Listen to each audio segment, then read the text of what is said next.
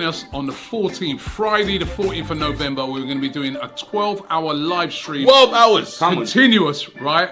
To raise money for the victims of Hurricane Melissa in Jamaica. There's a lot of people down there have been suffering. So come, join us. We're going to raise money. It's going to be chaos. We are raising money for 12 hours. What we got? I know something that you cannot believe. Jamaica, we have a charity stream. You know them way there, man. You know them way there. Come on, fam. Join us on Friday. It's going to be mayhem.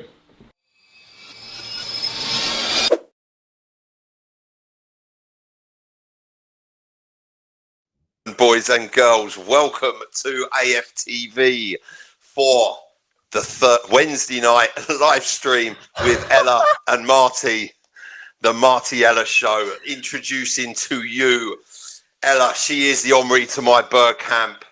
Ella, the Brady to my Gronkowski. How are you doing?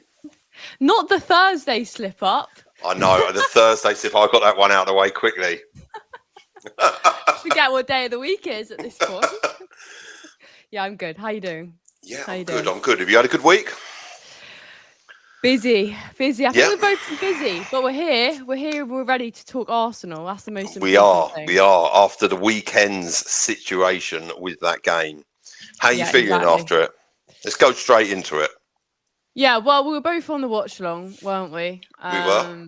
And I think maybe we felt slightly different after the game. I know I was a little bit reactionary, but I kind of stand by a lot of what I said in the sense that it does feel like a big 2 points dropped. And I understand the perspective because, to be honest, after a little bit of reflection and looking at the way that we've started the season, it's kind of hard to argue with it in the sense that it's been pretty top notch. And I think if you would have asked most Arsenal fans at the beginning of the season, would you take this run, this points tally and, sitting top of the league, 4 points clear of City, I think everyone would have absolutely ripped your hand off for it. So yeah. I think, I still think it's disappointing and it's a game I would have loved Arsenal to win, but I'm aware that we're going to drop points this season. And so, as long as we're able to really come back from the break and go at it at these next two huge games in the Premier League, then I think it will make it feel better. But I know you were slightly more positive than me, weren't you? Yeah, do you know what? The thing is look, after I think we won 10 games on a bounce in all competitions, we had 7 clean sheets in the Premier League, 13 in all competitions, and we didn't concede a goal through end of September, all of October into November. And when I take myself out of the situation, and I kind of managed to do that pretty quickly on Saturday or during the game, for one reason or another, because I kind of knew, that we're not, there's going to come a time that either A, you're going to lose a game, or B, you're going to draw a game in whatever competition. And it's been an absolutely fantastic run. And, I think sometimes, you're going to, was it a slip up? I just think personally Sunderland were well up for it. Listen, we're going to go on to some of the refereeing decisions because I think it's important to talk about those and where refereeing's at the moment, because for me there were some really contentious decisions and some real inconsistency. We saw it on Sunday as well, and something I think, considering the size of the Premier League and how much money's involved and what's at stake, I think some of the consistency of these guys, especially when you've got VAR as well, so it's like you can have a second look at it. It's not all just done at real time in like the 80s, 90s and what have you. You could kind of forgive a ref if he made a decision, because when you watch these games live, as we do, they're played at lightning pace, and when you watch it on TV at home, you can obviously the replays and things do look different, but at lightning pace, and they are, these games, Champions League, Premier League, and all of these this top tier of football, it is played at such a quick pace, and the naked eye can miss stuff sometimes, so much so that when I'm watching it live, you kind of not lose track of where the ball is, but it moves so quick, and it's good to relook at stuff. But I do think when things are going to VAR and they get multiple opportunities to look at these things, I do believe there's no room for error, because, and we'll go on to a few decisions. Go on, Ella. I do think, there's obviously a lot of conversation online. A lot of Arsenal fans feel like they're, that we're maybe being treated worse than some other teams in the Premier League. And listen, maybe on paper that might be correct when you look at decisions given either way. But I do feel like on the whole, there is a bit of an argument for like what goes around comes around, in the sense that, we might get a really good decision given in our advantage one game, and in the next it might go against us. And I think there's so many errors at the moment, and I think every team at some point in the season is going to be affected by a bad decision. It's going to happen because like I said, it happens most weeks in the Premier League where there are decisions that, online fans might not agree with. So I know that Arsenal have had a couple where we feel maybe it's gone against us, but I know we'll speak about Liverpool, but Liverpool had some that didn't go against them. So I think every team will get it. And I think for me as well, Ella, you talk about that, the Liverpool game, we'll come on to that. It's Michael Oliver for me in particular, and that is a subject we'll cover in this live. And his inconsistency and his consistency, especially around Man City, because I just think there's something going on there. And does it sit right with me?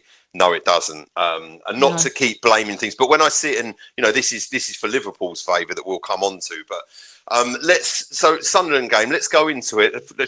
As we're talking about referees, let's go into the Ballard and Marino situation. I believe you've got a graphic there to bring up. Yeah, let's do it. We'll whip up the image.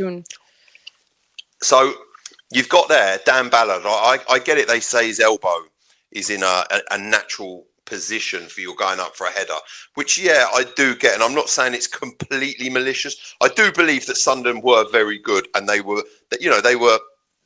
very good at using, shall I say, being a very heavy-handed with Arsenal, and obviously having us, it was a great physical test for Arsenal and their durability. I do think that if this is in the middle of the pitch, or maybe it's on another player, potentially an injury could have been caused. I remember, it's not as harsh as, but I remember years and years ago, John Fashanu did it to Gary Mabbott at Tottenham, and John Fashanu at the time played for Wimbledon. And that was a very strong elbow. And as you can see there, and there's another graphic, he gets his elbow there before the ball is played. He makes it very clear. I've seen it on, obviously, Ref Watch. Marino's going in for it, but you can see how his body, for me, is positioned with his elbow straight in his face. He knows what he's doing. He knows exactly what he's doing. And look, I think maybe with another team, is that a penalty? Or if it's somewhere else on the pitch, is it a free kick? Or, I have seen those decisions go, and I've seen players be sent off for those decisions as well. And again, I just want to go through this stuff quickly. I don't want to spend too much time on it, just because we haven't had a roundup of me and you of the game. I just think there's a few decisions that were where they were a bit heavy-handed, and they are slightly contentious.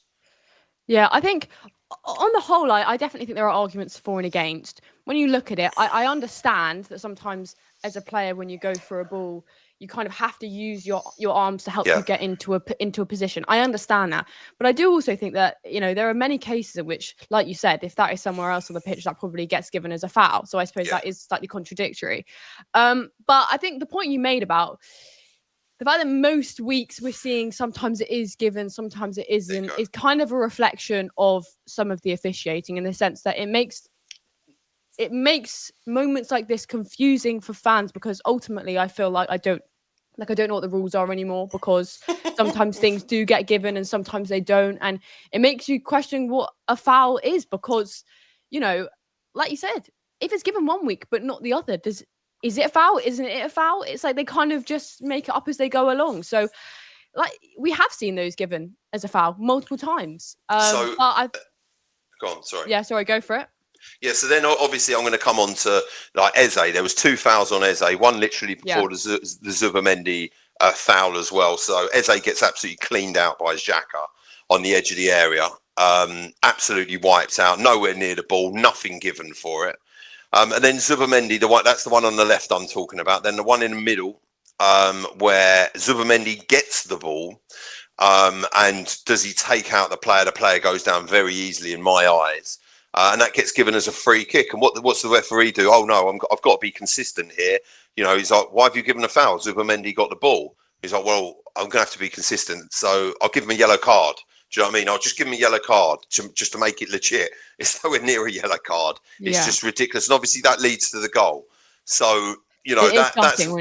Yeah, and then the one on the right-hand side is Eze again, who gets absolutely cleaned out. You can see the ball's nowhere near, and you can see the level of contact. Now, you can see the Sunderland's player's right leg is completely across Eze. Now, listen, football's a contact sport, but there's contact and there's jiu-jitsu. And a lot of these moves for me, fair play to Sunderland. I don't take anything away from them. And, you know, they did really well. And, you know, this is, if I'm honest with you, probably the only way you can play Arsenal and get a result. They did very well to rough them up. And I think it was a tough night up in the northeast. But some of those, you know, when I think it was, when the referee is not consistently giving fouls or he's handing out bookings unreasonably, I just find that slightly tough to deal with, if I'm honest with you. Yeah, he really needs to make his mind up in the first kind of 5-10 minutes, you know, to decide what he is going to give, what he isn't going to give, in order for there to be some sort of consistency. I think the Zubimendi one was so frustrating because, but yeah, first of all, it's obviously not a yellow card because it was a clean tackle when he won the ball. But you know, when it's incorrect refereeing decisions that then, you know, lead on to a moment that they've then scored from, it's incredibly frustrating. But you know, we ultimately we have to look at the bigger picture of the game, which is that Sunderland were good, and like you say, they played potentially to our weaknesses. If we, you know, have a couple, which we do, I think we got exposed in some areas, and other teams will look at this game and look at it and say, well, you know, Arsenal are human, they can concede goals and they can drop points. But I think on the whole, the first half was generally poor for Arsenal standards, and I think if Arsenal would have played the way that they did in the second half that they did in the first, we probably would have won the game. But there were definitely decisions that we can look at and question, and I think we're right to do that. Yeah, and I just think not to go over it too much, but I just think that those decisions there, did they cost us a game? But then listen, there was one thing I will say is Dan Ballard, you know, steaming through, scoring that goal, fair play to him. And then at the end of the game, he makes a last-ditch challenge, which saved them the game. And, you know, he had the game of his life. You know, probably a man of the match performance from him. And he was fantastic. So, you even saw it with Sunderland as well, moving the hoardings forward. Usually on the match, they have. I think they put it to the minimum is 1.8 meters from the touchline to eliminate the Calafiori throws. Well, rightly so, because every team knows that set pieces are our strength, and I think it's very intelligent. Why should teams not do that? That, you know, to limit the chances of the opposition being able to score from set pieces. Every team should do everything they can to stop Arsenal, and they'd be silly not to. So I think you have to credit Sunderland for doing everything that they possibly could before the game.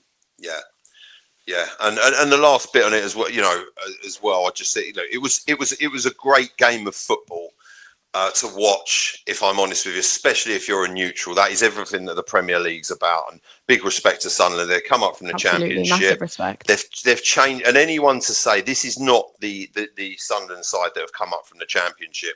This is a completely different side. They've bought 14 players in. I think they've recruited absolutely fantastically. And if they keep playing like that, I'll be honest with you, I could definitely see them with inside a top 10 finish. No problems. Yeah, and you know, it's good to know that when the likes of Man City and that will play them, that they'll be in for a game. Let's see what happens. Yeah. Yes, exactly. And might not be as easy. Well, there you go. And let's hope not as well. So yeah. So yeah, listen, it was in the end honours even. I think it was a fair result. We had to drop points at some point. You know, I don't know when I've ever seen a team just go and win every single game of every season. And you know, in all honesty and credit to them, that wasn't a bad way to do it. So, yeah. No. But then we move on to the next day. We had City v Liverpool. And what Super a game. Sunday. Super Sunday. What a game that was. You watch it, Yeah, Ella? yeah, of course I did. Although I had to switch off after the third goal because it started to get a bit depressing. You know, I think if anything, this performance has been City's best performance of the whole season. And I think, you know, like I said, after watching the third goal go in, I'm like, oh my God, they look good. They look really good. And listen, I'm not concerned. You have to acknowledge them, and you have to acknowledge that this is a City side under Pep Guardiola, who knows exactly what they're doing. Yeah. And they are creeping up. You know, we're still top, but the points gap is not as big as I think people make out for it to be. I understand that, you know, if the game would have been a draw and we would have beat Sunderland, it would have been extended and it would have looked nicer, but it hasn't. And we've dropped points, and City look really good. And, well, I suppose for that matter, you could say Liverpool look really, really poor, which is... I thought City were going to win, but ultimately, you know, this Liverpool side coming off of the back of beating Villa and then beating Real Madrid, I think, you know, Liverpool fans maybe expected to see something more from that side, but they just got absolutely outclassed by Man City. I think it's really interesting with Liverpool to see this situation with Isak playing out. I think Ekitike for me was a great signing. Did they need to go and buy Isak? No. For me, I would have used that money. I would have gone and bought Gay, and I would have bought a number 6, a stand-in holding midfield player. And they probably still would have had some change as well. If you look at, not that Zubimendi would play, but you look at someone like Norgard, who we got for 13 million quid. And then Gay, they could have got him for 40 million quid. They could have spent 53 million out of that. Had 2 players, and at the moment, I don't know what is going on with Isak. No, I have no idea. It's a very, very weird situation. The whole thing, not much has been made of it. He hasn't really played. When he hasn't been that great. And especially after shelling out that sort of money, you'd want. I mean, listen, at the end of the day, it ain't our problem. It's their problem. But, I mean, Ekitike looks to be doing the business for him. Gravenberch has had a few injuries, and obviously their back line could definitely do with Mark Gay. Kirkes hasn't settled in at all. Their goalkeeper, albeit he looks to be a goalkeeper, but he's not Alisson, and that notices definitely from the back the way they play. And it was, I think, well, obviously it could have been more. Haaland missed a penalty. Was that a penalty? And let's go on to these 2 decisions in this game. For me, was that a penalty? Well, a lot of people were making the comparison to Gyökeres against Pope, and I know that they were slightly different, but when I was watching it, I thought it would be harsh to give. I think the attacking players in that circumstance know exactly what they're doing, and I suppose they have every right to go for it in the sense that ultimately it got awarded. But it looked to be very little contact. Was there contact? Yes, but it looked so minimal, and I think it's hard to see those given. But do you know what? I just think it was like given. It was just given straight away, and I think just deserts when Haaland missed it. Well, not missed it, but keeper made a great save. I thought it was retribution, and absolutely. I was pleased to see that. But did it slightly change the pendulum, of the game? I think it did. And then obviously this VAR ruled out goal for Liverpool, which you've got images. We've got the law of the offside. So we'll just hold that up there. So a player is in an offside position at the moment the ball is played is only penalised for interfering with an opponent by 1, preventing an opponent from playing or being able to play the ball by clearly obstructing the opponent's line of vision. Now, he's not obstructing his line of vision whatsoever. Challenging an opponent for the ball, or, which he's not, clearly attempting to play a ball which is close when the action impacts or an opponent, and obviously he ducks out the way, so that eliminates that one. The only one I could see it being is making an obvious action which clearly impacts on the ability of an opponent to play the ball. Okay, so if you look at the next graphic, right, so that is where the ball goes into the net. Now, he is absolutely nowhere near. And now if you move to the next one as well, it gives us a better view of it. This one. So this is where Van Dijk heads the ball, and that is where the Liverpool player is in front of Donnarumma. Now, Donnarumma's, as you can see, Donnarumma there has a clear sight on the ball, and he ducks. He ducks, and he's completely not in the way of Donnarumma whatsoever. Now, Manchester City had a very similar goal given against Wolves. And who was the referee that is in VAR that is in charge of all of these? I wonder. Yeah. And who's the same referee that got paid X amount of £thousands to referee a game in Saudi and all of this stuff? There's a really good post that Matthew Pincus has done. It's an Instagram. If any of you guys watching haven't seen it, Matthew Pincus, Papa Pincus on Instagram, and it's a really good reel on this. He just reposted it the other day, and it basically states all of Michael Oliver's misdemeanors and his closeness to Manchester City. And on that showing, when you're seeing identical goals being given, and then a goal like this for Liverpool not being given and overruled by VAR, I do not understand what was wrong with that goal whatsoever. This decision was absolutely criminal. There is actually no other way to say it. It's criminal that this goal did not stand.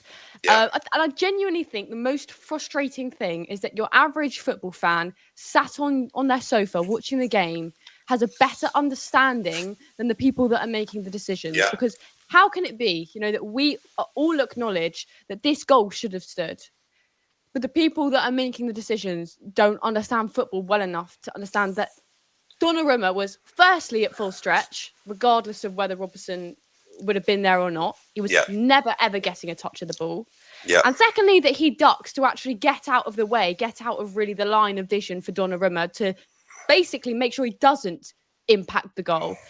Ultimately, at that point in the game where Liverpool are only 1-0 down and that goal would equalise and, they'd go 1-1 just before half-time.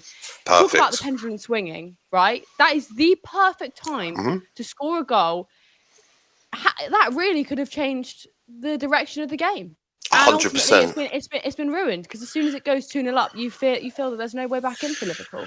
And I think they had that with the penalty, like I said, with the penalty first of all, and that tried to sort of upset and derail it. But then that goal definitely did. Obviously, Van Dijk scoring it wheels away, and I just couldn't believe it. And then, like you say, that would have been 1-1 at half time, and it's a different game. And then obviously at 2-0, and then it goes on to 3-0. Now, I'm not saying Liverpool are the best Liverpool that I've seen whatsoever, because they're not. But on that, I do believe, key decisions like that do change games. Absolutely. Absolutely. It's the timing of it as well. And it's the way they explain it as well. Some of these generic answers, like I've watched them, the generic answers they do on you see them on Ref Watch and stuff out on Sky. And you just think that the way they explain it, and you're just thinking that they just poo-poo you off with some just like random, just bland sort of statement, which is legally sound and within the rules, and that's it. And I think it's terrible. I think it's really bad, and something has to be done, especially when the guy's in VAR. It's the consistency that we're after. Listen, no one wants to see leg-breaking challenges. And that sort of stuff, and violence and that in football. But when it comes to decent sound goals being disallowed, or consistency with this, we saw it last season. I remember when Declan Rice kicked the ball away against Veltman for Brighton, and he got sent off at the Emirates right by the corner flag. But then Doku did that against Rice. Funnily enough, when we played City at the Etihad, nothing, absolutely nothing. That game where Declan did that on Veltman was right at the beginning of the season, where they'd said, if anyone tries to kick the ball away, we're giving out yellows. They stopped that rule basically after that game had happened, because they realised how stupid it was and that you can't start giving yellow cards out for that. But ultimately, at our cost, because Declan Rice picked up yellows, and we had sending offs for those decisions, but they ultimately haven't continued. But even that, you don't change the rules halfway through the season. That's absolutely not. That's criminal. It's like, that is the epitome of making up the rules as you go along. 100%. Marty, they are. I don't think they really know what they're doing, and they try things and then they swap it halfway through. You're right. How can you change rules in football halfway through the season? It doesn't work. It's just not the one.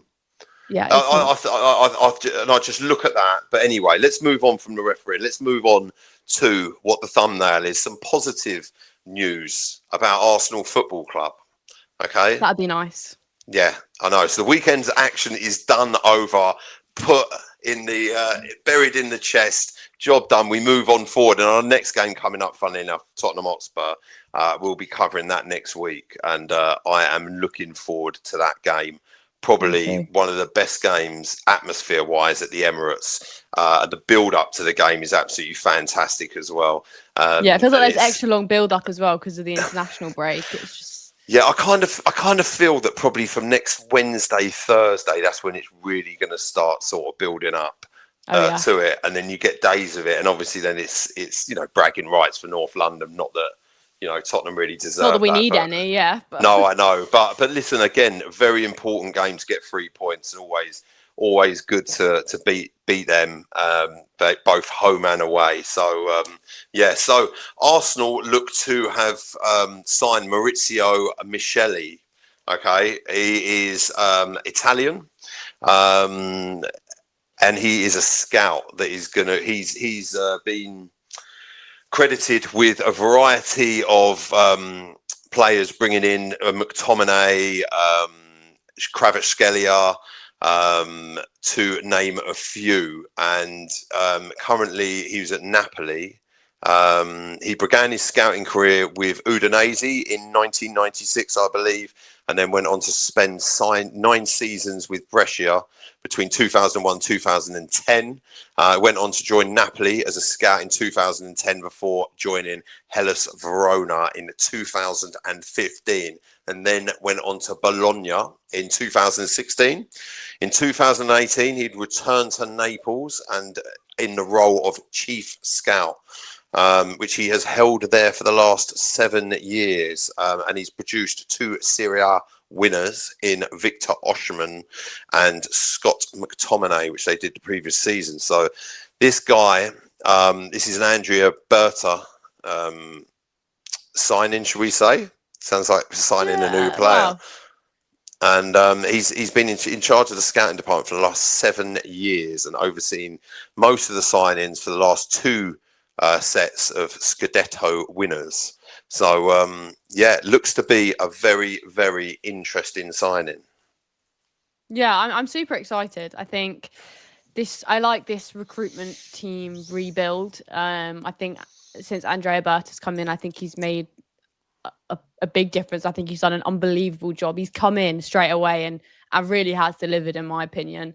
And I think he's going to be an incredible addition. And I think ultimately, I think there might still be maybe 1 or 2 players with the squad that we maybe need next summer to really complete this Arsenal squad. And but yeah, I'm really excited. And I think anyone working with Andrea Berta, I'm sure he's going to do an incredible job. He's highly reputable. And let's hope we can bring someone in like Kvaratskhelia to build up at Arsenal. Wouldn't he be a perfect signing for Arsenal, Kvaratskhelia? Yeah, but I'm not sure he's going to leave PSG at the moment.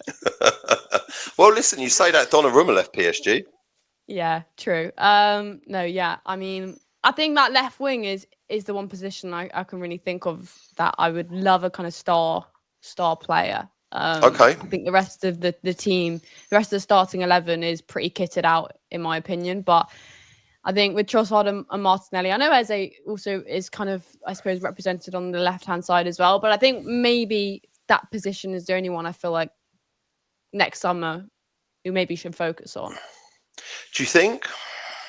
Yeah. I mean, look, Trossard for me has done absolutely fantastically, I think, this season. Especially, let's take it Sunderland. You know what? If anyone was going to come up with a goal, and that goal for me was absolutely fantastic. He just picks it up the edge of the area and rifles it into the top corner. And I think he's done well. Is it an area that we need to look at? Don't forget, we've got Martinelli injured. We've got Noni Madueke, who can play on both wings. I still think so. I like Trossard and Martinelli, but I don't necessarily believe that either of them are good enough to start on the left for Arsenal. And I said that at the beginning of the season. I actually think Trossard has played quite well. Credit to him. But ultimately, ask yourself, how many teams does Trossard start on the left for in like the top 6 of the Premier League? I'm not sure he really does. Do you know what, Ella? It's a really good question, actually, and that. I think when you're always bringing it back to that, how many teams? I think for me, the only team potentially he wouldn't. Obviously, with Liverpool, we've got Gakpo there, and Gakpo is quality. Man City, potentially Man City, Liverpool, but I think everywhere else. Oh, Man U. You've got Kuna there, haven't you? Yeah, I respectfully, I don't think he does start. Do you not? Kind of the point that I'm making. No, I really like Trossard, but the way I view him is as a really good, impactful player that we know can come off the bench and do a hell of a good job. In my opinion, I still think we need a star player on the left-hand side to really bring some quality. And I do look at someone like Semenyo, and I think that's my dream signing, if I'm being honest. I think he really completes. Just for a second, yeah. Imagine Semenyo, Gyökeres, and Saka. Just let that one cook. In. Yeah. No, do you know what? I do get that. And another player that Arsenal have been linked with for a reported fee of around 85 million euros is Rafael Leao. Portuguese left winger, plays for AC Milan. He's known for his dribbling and his speed. He's quite a big lad. He's 6'2" as well. Started off life at Sporting Lisbon, went on to Lille, and then AC Milan. And I think in 205 appearances, he's scored 59 goals. Not a bad return for a left winger. In my opinion, I don't think he's consistent enough, and he's not someone I would really want Arsenal to sign on the left. I like him, but I think there are better options, and I think Semenyo is one of them. I think you have to ask yourself, and I know it's obviously a gamble for any player that's making a move to the Premier League, and Serie A is very different to the Premier League. But I think I said this before we signed Eze, sorry, and I think there's a lot to be said for Premier League proven players.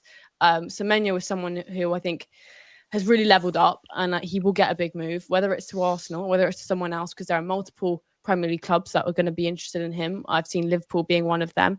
But I think his versatility as well, he really can play on the left or the right, which, let's be honest, we know Arteta likes players that are versatile. But that'd be like my dream signing in the summer. But yeah, that's quite a long way off. So let's see what happens.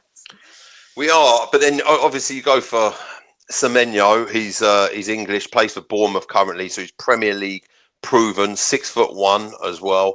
Started off at Bristol City, then went to Bath on loan, Newport County on loan, then Sunderland on loan, and now obviously at Bournemouth, having 90 appearances and scored 26 goals. The thing with Semenyo this season, he's been absolutely fantastic. He really has. I think he's leveled up. Yeah, he has, 100%. And I think that he knows, no disrespect to Bournemouth, I think he knows that a big money move is coming to a big club, whether it be an Arsenal, a Liverpool, a Man City, dare I say it, a Tottenham, someone or a Manchester United or a Chelsea. Someone will come in, and obviously Bournemouth are very, very good. And bear in mind this season, I said it before, Bournemouth, they had Kepa in goal, they cut their goalkeeper, and 3 of their back 4 they sold. And I really thought Bournemouth were really going to struggle. I mean, they did against Villa. They got smashed 4-0 at the weekend. But in general, they've been really, really good this season. And up near the top end of the table, I thought they'd be losing game after game. Just listen, any team you take there, I think the only team potentially could be Arsenal if you took 3 of their back 4. But then, the levels of consistency of Gabriel and Saliba and obviously the Calafiori and Timber are absolutely ridiculous. Would I want to lose those 3? No way. And the replacements aren't bad replacements whatsoever. When you look at Mascara, Hincapié, Ben White, Absolutely. they're fantastic. But I think any team to lose 3 of their back 4 and perform probably better than they did last season is phenomenal, and you've got to take your hat off to them. Well, I think firstly that's down to very top recruitment, which they obviously must have at Bournemouth. And secondly, I think a very, very big factor is the manager. I really, really rate Iraola. I think he's a top manager. And I think that's why Bournemouth have started very well. Listen, there probably is going to be a drop-off at some point. I think they're probably overachieved in like the first 6-7 games. You look at them, they're like 3rd, 4th in the table, which for any Bournemouth fan, they must be looking at that thinking, what the hell? Then I'm sure they're not going to finish there, but it's still a great start, like you said, considering the amount of players that they lost. Yeah, I mean, I think to replace them as well and to keep those levels is something else. I mean, we see teams like Brighton, we've seen teams like Crystal Palace do it as well this season. Do you know what? I thought losing Eze this season, I thought they'd have a big gap in their squad, and they haven't, and they're still performing to levels. And I think, if anything, you look at a side like Liverpool, who have recruited hugely and spent loads of money on players, and there's been a huge drop-off. It looks, not going too much back to the Man City, but one thing I was thinking about them as well is their signings look to have started to settle in quite well, and they really look... In Man City, sorry. Yeah, they look to be firing on all cylinders at the moment, if I'm honest with you. Yeah, I completely agree. I mean, I think the biggest thing for Liverpool, and we haven't really highlighted this, in my opinion, is Van Dijk and Konate. I think they look miles off it. Absolutely miles off it. And I think that's obviously because we're holding Van Dijk to extremely high standards. We know he's a quality centre-back. But even Konate as well, who I do rate as well. But my God, they look like different players to last season. They look absolutely unrecognisable. I'm not putting it all down onto 2 players because that's completely unfair. But ultimately, you can really see that it's affected them. They're not playing the same. They're not playing as well. Yeah, definitely. And one team that I've seen sort of slightly quietly creep up the table is Chelsea as well this season. I mean, there was a point... they're always going to be in and amongst it. I think I predicted them 3rd or 4th. Okay. I would say, I'd say 3rd or 4th, definitely, without a doubt. I think before the season, that's what I said. Just quickly on that note, what was your final standings? Right, take it right now from where we are, right this second, right here, right now. What you've seen, we're in the 2nd international break. We are 10 games into the season. No, sorry, 11 games into the season. So we're not far off a 3rd into the season. I think we've seen enough football from all the teams to make an educated guesstimate. I'm just looking at the Premier League table right now. An assessment. Yeah, go for it. I don't know cheating. Just to remind myself of who's where. Yeah, before you make any statements. Yeah, exactly. So what would you, if you had to give your top 6 from now, starting 1 to 6, who wins it? Who comes 2nd, 3rd, etc.? The European places. Well, I'm going to be positive and optimistic and put Arsenal top because I think we have every good chance of winning it this season. And I think if we continue the way we are, we should. I think Man City are by far the 2nd best team in the league right now. So I think there's no reason for them not to be 2nd. I think Liverpool should finish above Chelsea. I think. Okay. I've seen a lot of vulnerability in Chelsea as well this season. I think it could be close, and I think Chelsea and Liverpool maybe somewhat on the same level. And I think Spurs and United will also be close, potentially battling out for 5th, if I'm being honest. Okay. Interesting. I think it'll be close. Okay. I know I didn't really give you a clear answer there. But not really. No, you kind of stopped at 5th and put a couple in there. So go on, 1 to 6, top. First position, Arsenal. 2nd position? I'll go Arsenal, City, Liverpool, Chelsea, Spurs, maybe. Really? It'll be either Spurs or Chelsea. Do you know Spurs what? or United. Sorry. I'll stick United Spurs in there. haven't looked good. Spurs haven't looked that good this season. No, they haven't. I mean, maybe that's. I think United or Spurs. I think. Yeah, I think United will start getting it together. You know, and I agree. see their front three are starting to click, and they're starting to get some sort of organisation. I think Lammon's, their goalkeeper, has been absolutely fantastic. I think he's made a huge difference. Well, it's not. You don't have to be amazing to be better than Onana, respectfully. I know, but listen, he's gone to Trabzonspor, and I'm not saying they're the greatest team, but he's been their player of the month. He's been absolutely fantastic. I just think certain players aren't maybe suited to certain clubs. Yeah, and I think it was the wrong. You know, I think the pressure of the job might have got to him, and he just needed to change. The club needed to change, and that's how it worked out. And I think now it's started. Would you agree with Arsenal, City, Liverpool, Chelsea, or would you change anything in the top four? Do you know what? I'll run with Liverpool, Chelsea. Okay. I do. I said it from the beginning of the season that I don't think, a lot of people said, "Oh no, Chelsea won't finish," but I think they've got. Chelsea for me are a goalkeeper and a centre back away from being a really good team. They're a young team. Their consistency isn't quite. They've got their midfield of Enzo, Caicedo, and Palmer. When Palmer's fit, is a fantastic midfield. Very good. I think Caicedo is a great midfielder, and obviously Enzo, gets around the pitch, and he is a top midfielder. He's a World Cup winner. He knows what he's doing. He's tough. And then obviously they've got options up front, and they can get at teams. It's just at the back. Sanchez has always got a mistake in him, and defensively, I just don't think they're as well drilled as they should be. And where they are that young, I think they can be inconsistent. But can they get results on their day? They can, and I think they'll be up there. I think it'll be Liverpool, Chelsea, Man U, and then Tottenham. I hate to say it. That's the way round I'd put it. And then I do generally believe, not just saying because we got a result, but if Sunderland play like that all season, or for the majority of it, I think it will be between Sunderland, Palace, Villa. and Villa. I think they'll be the guys there. It's quite ridiculous that we're not talking about like Newcastle in the top 7, really. It's crazy, isn't it? But they just lost to West Ham, didn't they? I know. Which wasn't a good look whatsoever. Yeah. They were, I think, particularly bad in that game. I watched it. They just weren't great at all. And something's not quite clicking, which is weird because when Voltemada came in, he's really come in and actually made an immediate impact, and he's scored in a lot of their games, but they aren't seeming to get it over the line. They're losing games now, so they can't. Yeah. So on to the international football, and Arsenal have got a variety of players out at the moment on international duty. Got David Raya for Spain. We've got David Raya, Mikel Merino, Martin Zubamendi. Brazil, we've got Gabriel Magalhaes. France, William Saliba. England, Declan Rice, Bukayo Saka, Eberechi Eze. Netherlands, Jurriën Timber. Italy, Riccardo Calafiori, who has now got a reported hip problem.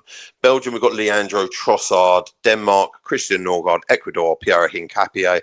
Poland, Jakob Kiwior, even though I don't know why that isn't in there because he's not at the club, nor is Karl Hein. Thanks for putting that one in there. And pleasure.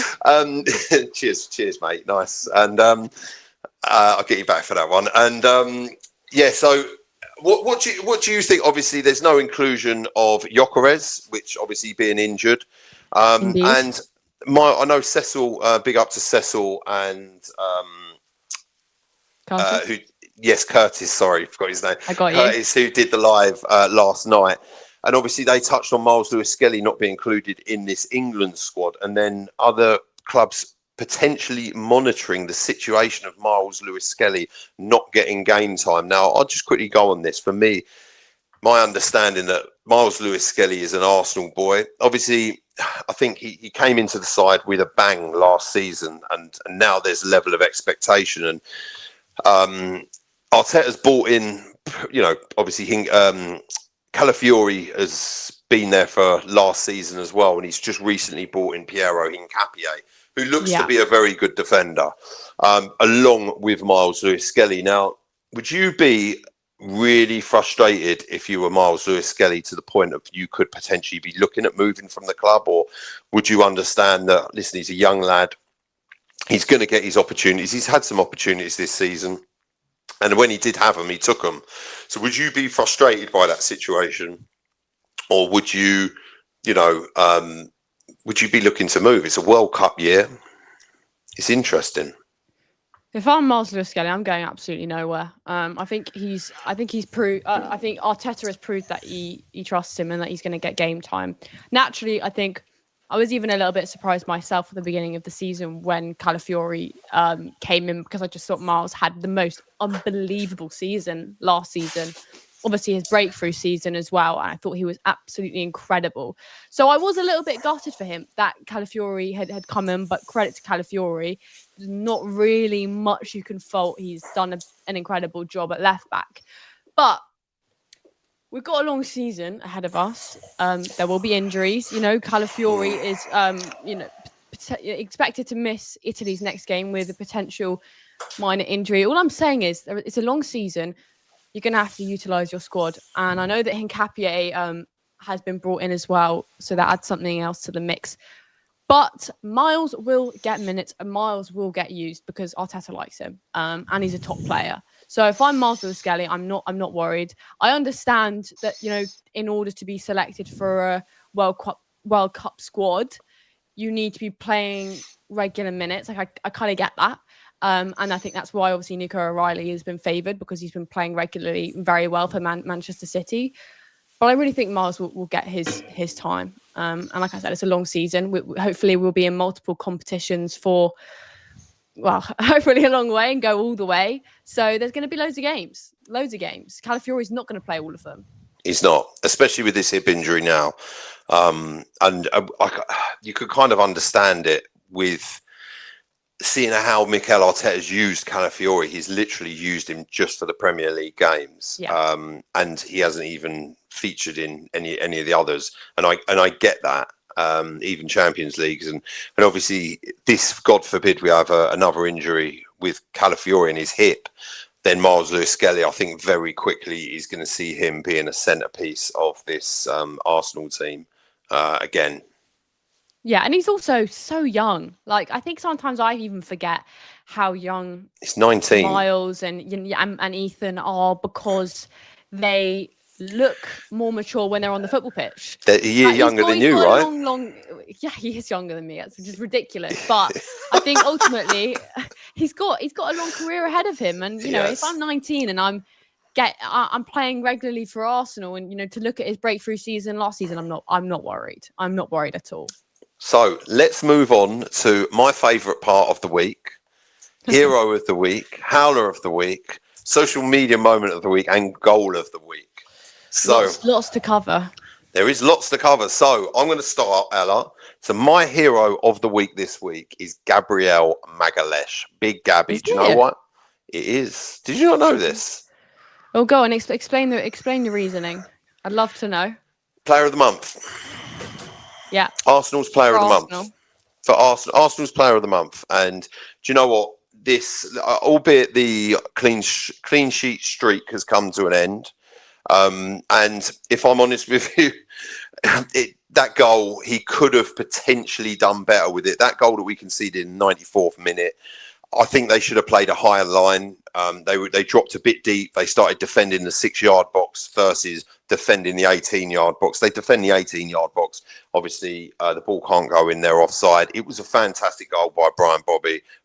I can't take that away. But for the last for the whole season, he's been fantastic. He's been faultless, and then he's got player of the month, and I just couldn't not include him in my hero of the week, if I'm honest with you. So that is why he gets my hero of the week.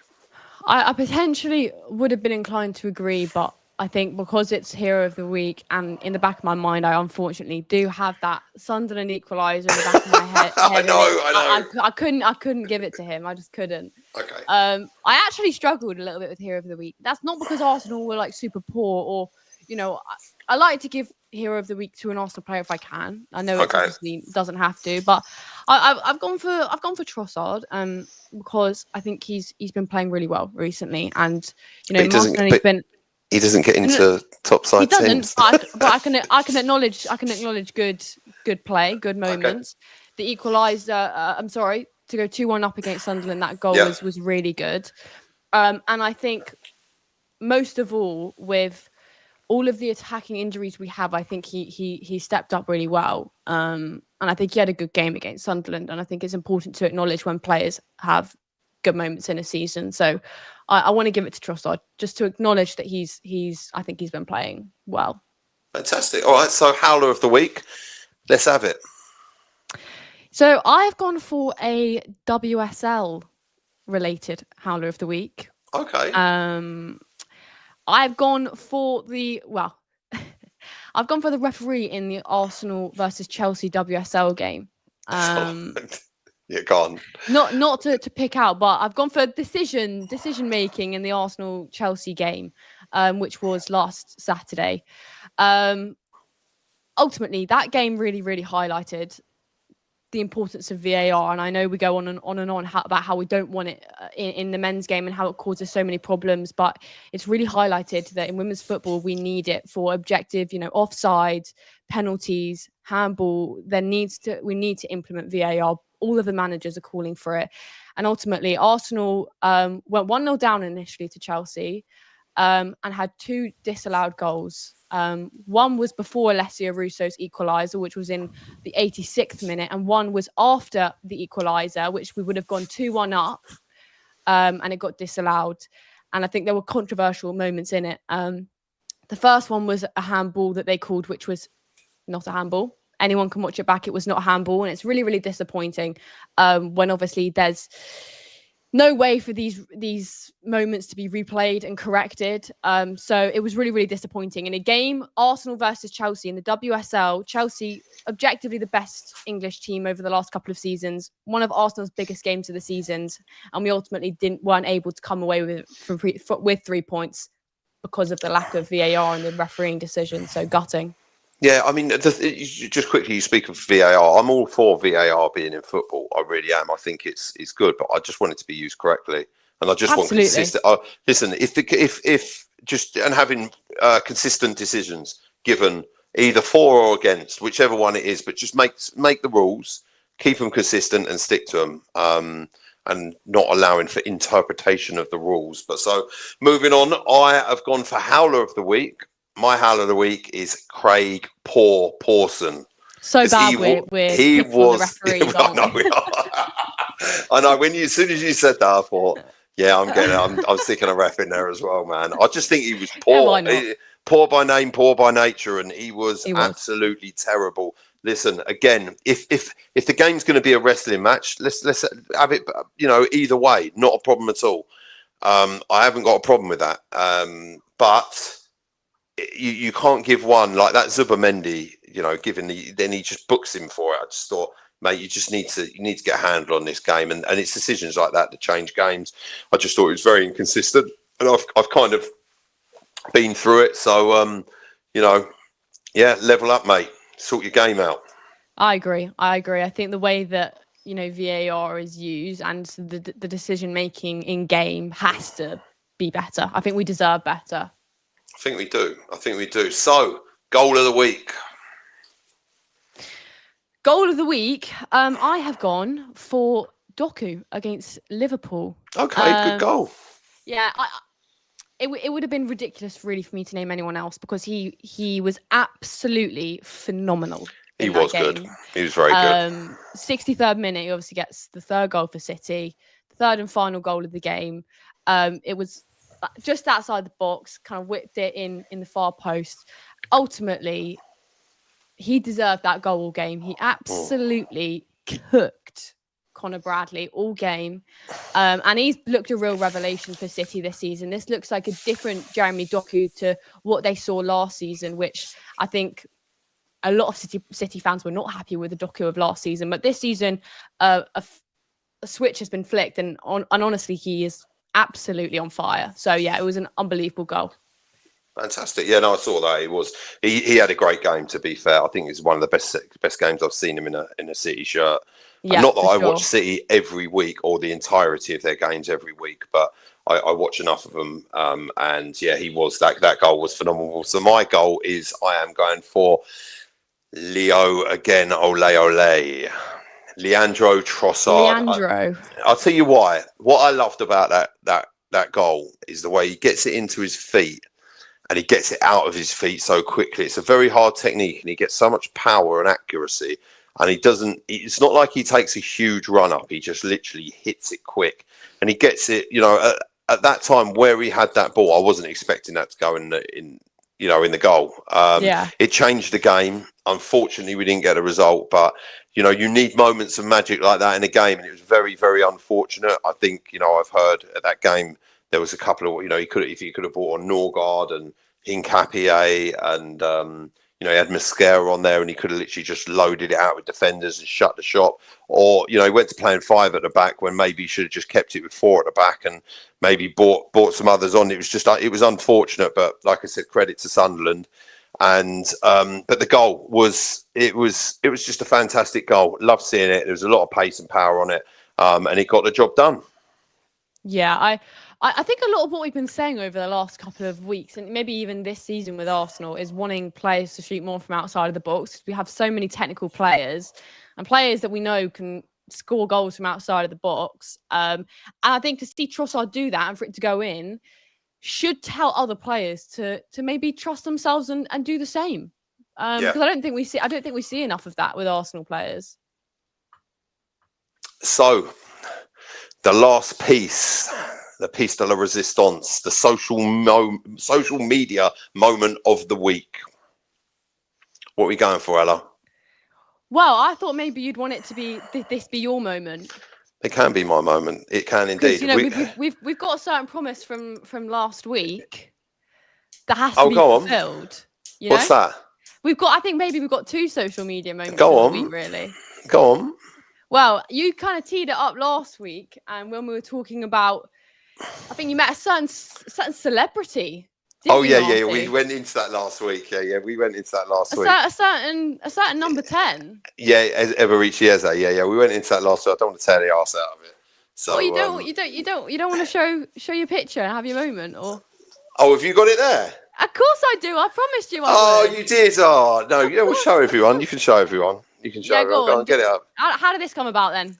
So I was at the studio and Eberici Eze came down to the other studio down the road, and I see him. It was one of those sort of say chance meetings, as it were, and I saw him, said hello, had a chat with him. He was very accommodating, very nice guy, great vibe about him, smiling, he's just a good, great human being, you can tell. And I had a chat with him briefly and then asked him for a picture. And we gave me the picture and I put it on socials and it was good. It was great. Absolute quality. Quality. I love meeting players, ex-players, etc. It's obviously I'm a huge Arsenal fan, so why wouldn't I? So it's of course. And especially I think they say never meet your heroes or whatever, but I think I covered it last week. I've met a few and they haven't been that great, but it's even better when you meet someone like that and they're everything that you thought they were going to be, and they're just really decent and they're accommodating. It takes 10 seconds, a few seconds for them to accept a picture. So big up to Eberici Eze. Thank you very much. You made my day. Absolute. But the other. Go on, sorry. Well, Marty, I was just going to say we do have another social media moment, and some people in the chat have already actually guessed the second social media moment.